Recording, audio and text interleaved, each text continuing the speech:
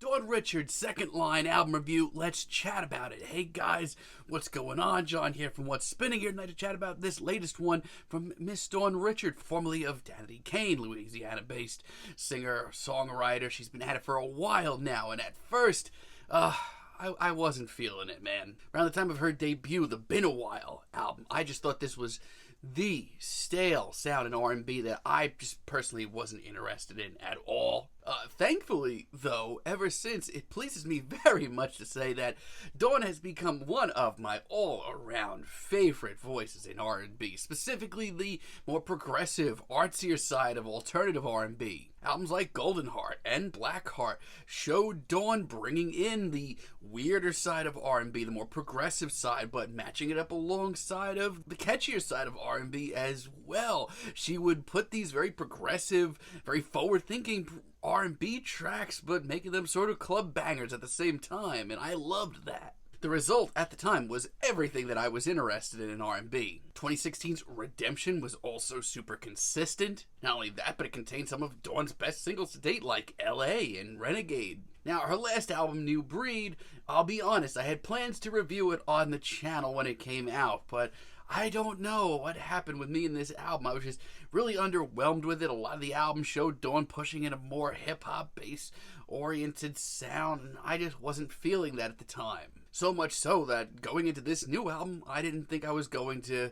really cozy up to it all that much. I will say this, though. When she's on this album, Dawn is still an absolute juggernaut in these genres. Nostalgia, very on in the album, is super cool. I love the low-key funk here and the whimsical synths. There is a genuine level of cool to this album that I can't deny. The vocal effects on this track and the slick production are great. This is just so sharp, and she just has such a presence to her here. This is just what I kind of expect to hear from her. Boomerang, on the other hand, practically has some new disco vibes to it. Her performance on this track is fantastic. This should have been a single. In a weird way, too, it kind of sounds like a 90s throwback, but one that's just been, updated accordingly. I'm sorry, but this track, it just goes so freaking hard, and her vocals are great. Bust It For Me, on the other hand, is just super groovy and futuristic as hell. And you know what? I'm gonna be totally honest. This single took a long time for me to cozy up to. Mostly because this is the sort of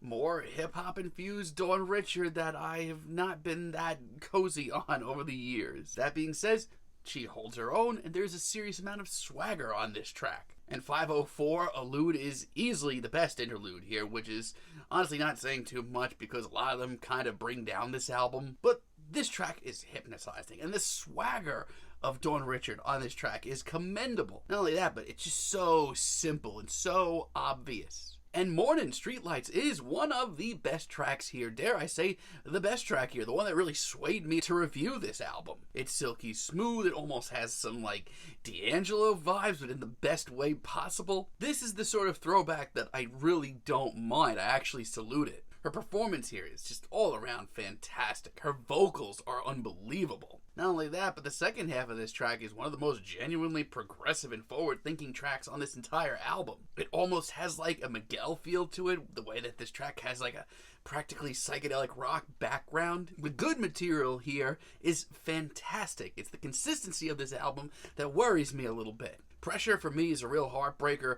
Hearing this track open up, hearing those opening notes, I had so much hype for this track. Production is really cool here. It's super well done. But this is the first track here, and the first track from Dawn Richards in a while that I've heard where I feel like she's done a little bit too much. There's a good track buried somewhere very deep in here, but I feel like it's buried. We also have a whole lot of interludes on here. Most don't go anywhere, and I think that Pilot is probably the worst one. And Jacuzzi, as a single, it lessened on me since I first heard it. I do kind of like the production. It has a bubbly nature to it, which I like as well. But I don't know, for the more hip-hop inspired tracks here, this is easily Dawn's least captivating. The Voodoo interlude isn't that bad. As a matter of fact, it has a lot of ideas on this track that connect a lot of the album, which is what an interlude should do. I don't have issues with that. I just feel like it could have been tied on to another track here and made a whole lot more seamless. And the rest of this album just, it's mostly very good, but there are just little consistency issues that just drive me nuts. Like Le Petit Mort as an interlude. It's it's fine. So much of this album is so emotional and shows Dawn telling this great story. But then I hear this and it's just so average. Her performance knocks it out of the park. Her vocals are fantastic here. But I feel like this thought here is so good that it shouldn't have been wasted on a 2-minute interlude. Then we do get some late album surprises. Radio Free is a treat in the best way. Hearing those alarming synths, hearing the stellar production here woke me the hell up. Honestly, it reminds me of who Dawn Richard is and what she's done really fast. Ironically, this track alone does more for this album than a lot of the interludes have. I really like the Potter too. This to me sounds like a really great medium for Dawn. It's steamy as hell, the production's really great once again, and I do like a lot of the futuristic vibes that we get on tracks like this. But then we get Perfect Storm, and it's once again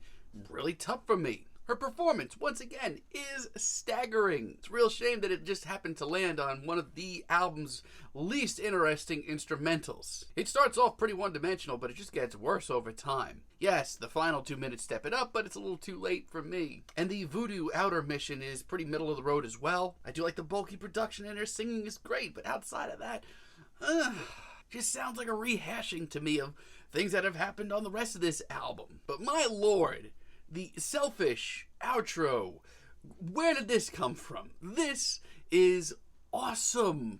Okay, a 7-minute plus track from Dawn Richard from a distance can be a little staggering, but it is so cool sounding. It is so progressive. It is so forward thinking. I genuinely think it's one of the best tracks here. It is loaded with so many great ideas. Dawn sounds fantastic. Like, what else can I ask for? By the end, I'm just kind of sitting there blown away by everything I just heard. It's fantastic.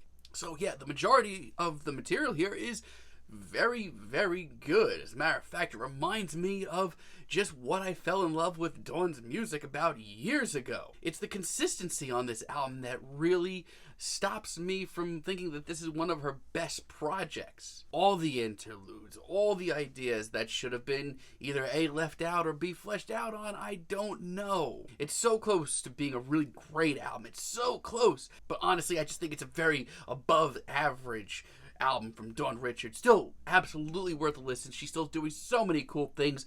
I'm feeling a very strong 7 on this album, but let me know what you guys think down below. If you like the video, be sure to give us a like, give us a subscribe, and let me know down below what you would like for me to chat about in the future. And until next time, have a great day, guys.